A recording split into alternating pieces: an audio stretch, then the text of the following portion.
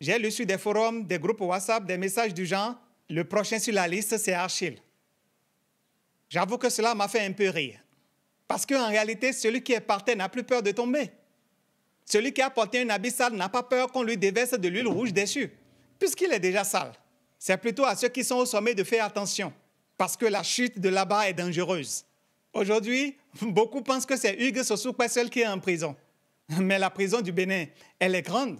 Lorsque vous n'êtes pas capable d'exprimer vos convictions, lorsque vous n'êtes pas capable d'exprimer vos opinions, lorsque vous êtes obligé de croiser les bras et de subir le diktat du chef, vous êtes déjà un prisonnier. La prison, ce n'est pas forcément les 4 minutes de Miserete, de Ouida ou de Cotonou. Mes chers abonnés, citoyens du Bénin, de l'Afrique et du monde libre, aujourd'hui, nous devons regarder en face une réalité effrayante. Le jeudi 10 juillet 2025, le journaliste et activiste Hugues Sosukwe a été arrêté en Côte d'Ivoire. Pourtant, cet homme n'est pas un fugitif ni un délinquant. Il est un journaliste protégé par le Haut Commissariat des Nations Unies pour les réfugiés, UNHCR, détenteur d'un passeport bleu, symbole international de protection. Et pourtant, en dépit de cela, il a été extradé de manière brutale vers le Bénin à bord d'un avion spécialement affrété par les autorités béninoises. Une opération aux allures de kidnapping d'État menée contre toutes les conventions internationales en vigueur. Le lundi 14 juillet, il a été présenté devant la Cour de répression des infractions économiques et du terrorisme, la fameuse criette que beaucoup désignent désormais comme le bras judiciaire du pouvoir en place. Les chefs d'accusation, incitation à la rébellion, incitation à la haine, harcèlement via une communication électronique et apologie du terrorisme. Des accusations lourdes, mais qui, dans le contexte actuel du Bénin, sont devenues les nouvelles armes pour faire taire les opposants.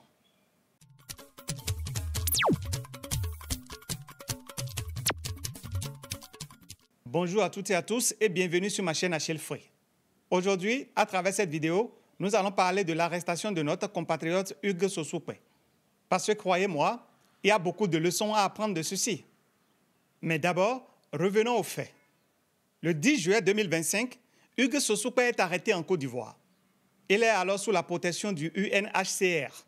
À ce titre, il ne peut être renvoyé de force dans un pays où il craint pour sa liberté ou sa vie. C'est le principe fondamental du droit d'asile. Malgré cela, aucun tribunal ivoirien n'a été saisi pour une procédure d'extradition. Aucun avocat n'a été autorisé à défendre ses droits. Il n'a bénéficié d'aucun recours. Il a été expulsé dans l'opacité la plus totale.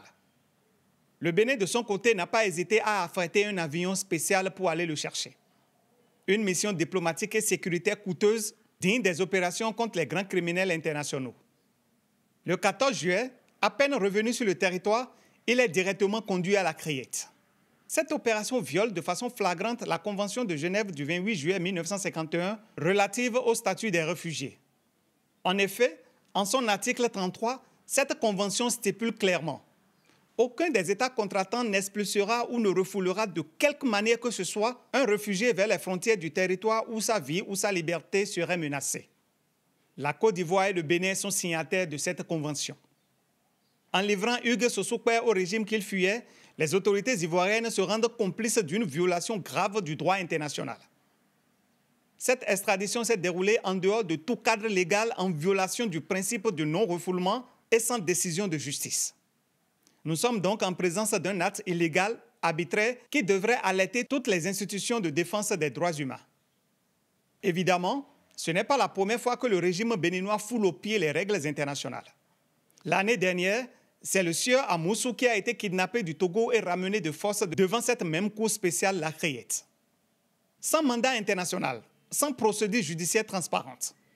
Aujourd'hui, mon pays, le Bénin, sous ce régime de la rupture, semble s'être spécialisé dans les opérations clandestines d'enlèvement de ses propres concitoyens en exil. Au vu de tout ceci, on est en droit de se demander si notre pays n'est pas en train de devenir un État voyou qui méprise les lois internationales tout en exigeant à ses citoyens qu'ils respectent à la lettre les lois locales. Mais ma question est la suivante. Quelle crédibilité pour un État qui viole les textes auxquels il a librement souscrit? L'extradition de Hugues Sosukwe n'a pas seulement été illégale. Elle a été aussi honteuse et coûteuse. Selon les estimations les plus sérieuses, affréter un avion pour une mission de ce type coûte des millions de francs CFA. Cela peut coûter jusqu'à 9 millions de francs CFA. Et cela dans un contexte où le peuple béninois traverse une crise économique sans précédent. Loin des chiffres pompeux de croissance économique dont on nous rabâche les oreilles, sur les plateaux de télévision au Bénin, des femmes pleurent publiquement leur misère, leur incapacité à nourrir leurs enfants ou à payer une simple consultation. Nous voulons sortir de la précarité. C'est ce que nous lui demandons. Nous le supplions. S'il veut, je peux me mettre à genoux. Nous le supplions vraiment parce qu'il ne peut pas comprendre. Il ne peut pas comprendre qu'un Béninois peut se lever un matin et ne pas manger jusqu'au soir. Il ne peut pas comprendre qu'un Béninois se lève un beau matin et que le propriétaire lui dise « sors de chez moi ». C'est très difficile. Il ne peut pas comprendre qu'un Béninois soit malade et aller à l'hôpital et faute de moyens puisse mourir. C'est difficile. C'est nous qui savons ce que nous vivons et qui n'a pas fait l'expérience n'a pas droit à la parole. Des femmes qui, après avoir accouché dans des hôpitaux publics comme celui de Calavi, sont jetées dehors avec leur bébé dans les bras parce qu'elles n'ont pas pu payer 10 000 francs CFA. Dans un contexte où des populations dans le zoo tout près ici partagent l'eau avec les bovins. Dans un contexte où la population béninoise se contente du hamon soja, l'État béninois trouve des millions pour pourchasser un journaliste. Et ce n'est pas de l'argent trouvé dans les caisses, non. Ce n'est pas de l'argent qui vient de la poche du chef de l'État. Ce sont des fonds issus des prêts contractés à l'international au nom du peuple béninois pour soi-disant financer des projets de développement. Cet argent que doivent rembourser ces enfants qui sont jetés dehors parce que leurs mères n'ont pas été capables de payer 10 000 francs, c'est de cet argent qu'on pioche des millions pour traquer, intimider, pour faire peur. Pas pour soigner, pas pour éduquer ou pour sécuriser, mais pour faire taire les voix dissidentes. Depuis plusieurs années, la criette est devenue le symbole d'une justice instrumentalisée. Elle ne juge pas, elle exécute des ordres. Et ce n'est pas moi qui le dis. C'est ce qu'a confirmé un ancien juge qui a quitté la magistrature béninoise après avoir dénoncé des pressions politiques et l'absence d'indépendance dans cette institution. Et nous sommes avec Essoé Batamoussi, bonsoir. Bonsoir, madame. Vous êtes ex-juge de la Criette, justement. Vous avez fui le Bénin pour la France avec une partie de votre famille en avril dernier, juste avant la présidentielle. Est-ce que vous pouvez nous rappeler pourquoi ? J'ai effectivement quitté le Bénin le 1er avril 2021 pour des raisons bien connues des Béninois et que j'ai eu à évoquer sur les antennes de RFI et de France 24. Est-ce que vous pouvez nous rappeler sur notre antenne ? J'ai dénoncé le manque d'indépendance de la justice et j'ai déclaré que les juges de la Criette étaient aux ordres et qu'il y avait de l'ingérence de l'exécutif dans les affaires et impliquant les personnalités politiques à la Criette. Et justement, vous avez notamment dénoncé le placement en détention provisoire de l'opposante et ancienne garde des Sceaux Réka Madougou. Son verdict est tombé il y a moins de 2 semaines. Elle est condamnée à 20 ans de réclusion criminelle et de 50 millions de francs CFA d'amende pour complicité d'actes terroristes. Qu'est-ce que ça vous évoque ? Cette condamnation, il fallait s'y attendre. Oui. Je n'étais pas surpris qu'on en arrive là, parce que la Criette ne pouvait pas se dédier. Et comme j'ai eu à le dire, dans ce dossier, il n'y avait pas d'éléments à charge. Le dossier était vide, c'est ce que disent les avocats. Le dossier était complètement vide. Il y avait donc 2 auteurs principaux, supposés principaux, et Dame Rekiat Madougou n'est tombée dans le dossier que comme un cheveu sur de la soupe. Donc, c'était un acharnement contre Dame Madougou et ce n'est qu'un acharnement. Donc, il n'y avait rien contre elle. Quand vous étiez à la Criette, lors de son arrestation, vous aviez reçu des consignes ? Nous avons reçu des consignes, vous savez. De la part de qui ? De la part du ministre du garde des Sceaux, ministre de la Justice. Et qui disait quoi ? Et qui disait, en substance, puisque nous étions en pleine délibération, donc et le temps passait et il a dû appeler. Et il a dit ceci: qu'est-ce que vous êtes en train de faire? Pourquoi est-ce que vous êtes en train de lambiner, mais placez-la en détention et quittez les lieux pour votre propre sécurité? Donc nous avons compris qu'on ne pouvait plus rien faire parce que nous étions partis pour la mettre sous convocation, soit la mettre sous contrôle judiciaire, parce que le dossier était vide. Mais comme lui, il a refusé d'exécuter, on lui a trouvé des remplaçants, des obéissants. La Criette ne poursuit pas tous les criminels. Elle poursuit ceux que le pouvoir veut faire taire. Les opposants, les activistes, les journalistes indépendants. Elle est devenue l'outil de la répression judiciaire. Dans cette république, être opposant ou dire la vérité devient un crime. Dans un climat de terreur, la liberté d'expression est morte. Des presses indépendantes comme la Gazette du Golfe et beaucoup d'autres ont été fermées. Des journalistes sont poussés à l'exil ou réduits au silence. Dans la rédaction, la peur règne. Plus personne n'ose poser des questions. Lors des conférences de presse, le porte-parole du gouvernement vient juste livrer la parole unique de Patrice Talon. Toute contradiction est perçue comme une rébellion. Celui-là qui nous traite d'ignorants, qui disent que nous ne connaissons rien. Je voudrais lui poser une question. A-t-il lu ceci? Le rapport de Amnesty International d'avril 2025 sur les droits de l'homme, l'a-t-il lu? Parce que lorsqu'on dénonce, on dit que nous ne connaissons rien. Nous ne sommes spécialistes de rien. Mais lui qui est spécialiste de tout, qui connaît tout, a-t-il lu ce rapport?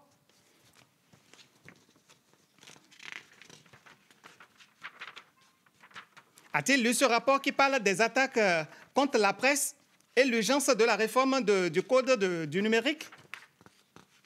Lorsque je prends le rapport 2024, le rapport de Amnesty International 2024, l'a-t-il lu?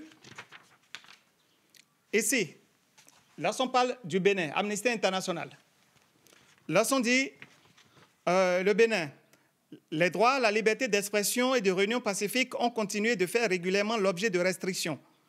Des personnalités de l'opposition ont été maintenues en détention arbitraire. Les conditions de détention ne respectent pas les normes internationales relatives aux droits humains concernant le traitement des détenus. L'a-t-il lu?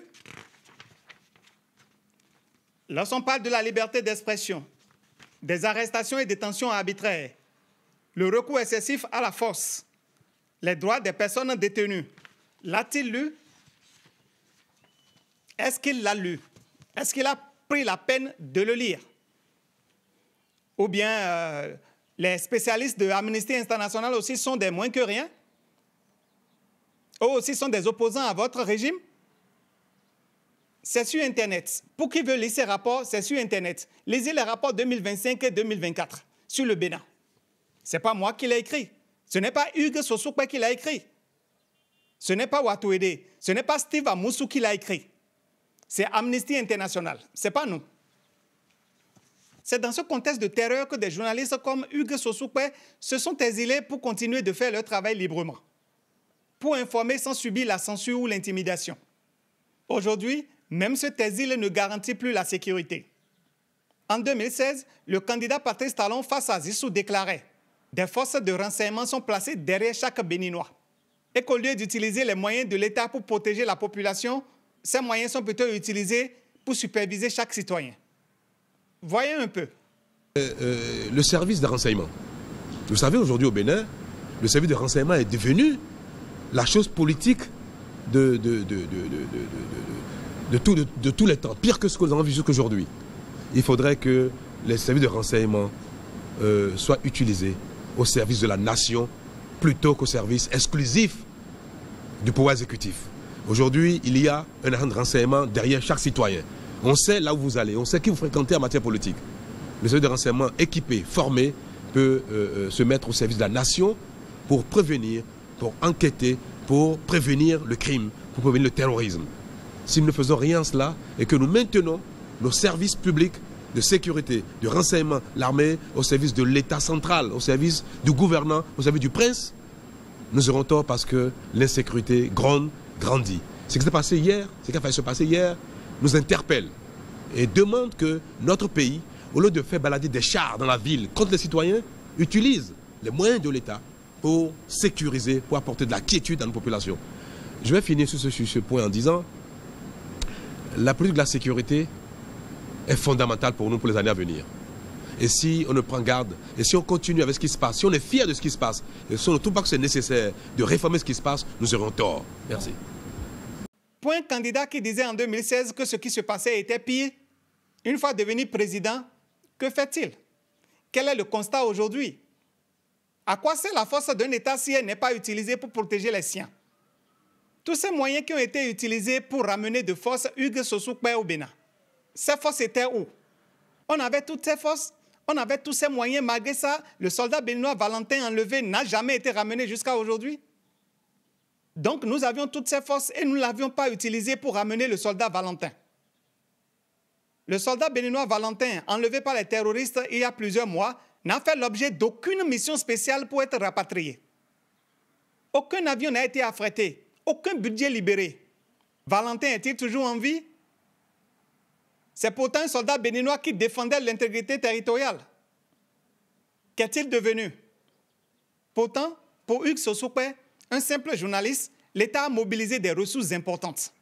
Notre argent, l'argent du contribuable, les dettes qu'on a contractées pour des soi-disant projets de développement, ces dettes que nos enfants vont payer sur des décennies, on utilise cela pour aller chercher Hugues Sosokwe en Côte d'Ivoire. Cela montre clairement que la priorité du gouvernement n'est pas la sécurité des citoyens, ni leur santé, ni leur dignité. Sa seule obsession semble être de faire taire toute voix qui ose critiquer. J'ai lu sur des forums, des groupes WhatsApp, des messages du genre « Le prochain sur la liste, c'est Achille ». J'avoue que cela m'a fait un peu rire. Et pourquoi? Parce qu'en réalité, celui qui est par terre n'a plus peur de tomber. Aujourd'hui, beaucoup dans le monde connaissent le nom Hugues Sosokwe, alors qu'il n'était connu que par une minorité de Béninois. Vous aviez fait de lui un héros. Vous aviez oublié que celui qui est en bas de l'échelle n'a pas peur de tomber, puisque lui, il est par terre. Celui qui a porté un habit sale n'a pas peur qu'on lui déverse de l'huile rouge dessus, puisqu'il est déjà sale. C'est plutôt à ceux qui sont au sommet de faire attention, parce que la chute de là-bas est dangereuse. Aujourd'hui, beaucoup pensent que c'est Hugues Sosokwe seul qui est en prison. Mais la prison du Bénin, elle est grande. Puisque lorsque vous n'êtes pas capable d'exprimer vos convictions, lorsque vous n'êtes pas capable d'exprimer vos opinions, lorsque vous êtes obligé de croiser les bras et de subir le diktat du chef, vous êtes déjà un prisonnier. Combien sont là aujourd'hui, autorités, avec des cravates, avec de grands boubous, mais qui ne peuvent même pas exprimer leur opinion, qui n'ont pas la liberté d'expression, qui ont peur de parler, de dire ce qu'ils pensent, de peur de se retrouver derrière les barreaux. Vous êtes aussi en prison. La prison, ce n'est pas forcément les 4 minutes de Miserete, de Ouida ou de Cotonou. Non. Aujourd'hui, on a le droit de se poser une question simple. Pourquoi cette obsession de faire taire toutes les voix dissidentes? Pourquoi cette chasse aux journalistes et aux activistes? Serait-ce parce qu'un plan se prépare pour 2026? Une nouvelle mascarade électorale? Une tentative de verrouiller le débat public pour s'assurer que seule la voix du pouvoir résonne? Est-ce là le plan? L'histoire récente du continent nous montre que ce genre de répression précède souvent un coup de force institutionnel. J'espère que ce n'est pas le cas chez nous. Pendant ce temps, des informations circulent sur des comptes bancaires vidés de M. Olivier Bokor et de Oswald Omeki. Officiellement, aucune explication. S'agit-il d'une sanction interne? D'un nettoyage d'archives financières? Nul ne le sait. Ce qui est sûr, c'est que pendant ce temps, un ancien maire, membre de l'UPR, a vu ses comptes bloqués pour avoir rendu visite à M. Bokor en détention. Assister un prisonnier serait-il devenu un crime dans la République?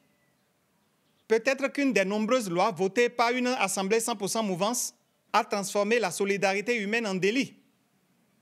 En attendant que mon tour n'arrive, en attendant que vous arrêtez tous les autres, nous devons parler clair. Ce qui est arrivé à Hugues Sosokwe est une alerte rouge, un signal d'alarme. Si nous laissons faire, aucun militant, aucun journaliste, aucun exilé politique africain n'est en sécurité, même hors de son pays. J'ai vu une belle dame sur un plateau de télévision s'extasier, se réjouir de l'arrestation de Hugues Sosokwe. Et quand je l'ai vu, je me suis posé une question. Est-ce que nous apprenons de ce qui arrive aux autres? Parce qu'il y a encore quelques années en arrière, certains qui croupissent en prison aujourd'hui étaient les chouchous, les mieux placés, ceux-là qui étaient plus proches du chef de l'État, mieux que vous, madame. Je parie que même s'ils ne le faisaient pas devant les caméras, ils avaient ri à belles dents quand la drogue a été découverte dans le conteneur de M. Adjavon. Mais je suis sûr qu'aujourd'hui, ils rient moins. Je ne me réjouis pas de ce qui leur arrive. Parce qu'au Bénin, aujourd'hui, nous sommes tous des prisonniers ambulants. Alors, j'ai peur pour vous, madame. Parce que lorsque votre tour arrivera, nous allons vous rejouer cette vidéo. Allons, parlons clair. Nous exigeons la libération immédiate sans condition de Hugues Sosokwe, une enquête internationale indépendante sur les conditions de son arrestation et son extradition, des sanctions contre les auteurs de cette forfaiture, Nous appelons les ONG, les organisations internationales, les médias libres et les États démocratiques à condamner cet acte et à protéger les droits fondamentaux des journalistes et des activistes africains. Alors pour finir, je vais vous dire ceci. Ce qui est arrivé à Hugues peut arriver à n'importe qui. Si l'on accepte que des journalistes soient pourchassés à l'étranger, que des lois internationales soient bafouées, que la justice devienne une arme, alors nous vivons déjà dans un état voyou. Le Bénin nous appartient à nous tous. Tant qu'il y aura des voix pour résister, tant qu'il y aura des citoyens pour dire non, le régime n'aura pas le dernier mot. Liberté pour Hugues Sossoukwe, liberté pour le Bénin. Je vous remercie. À très bientôt pour une nouvelle vidéo.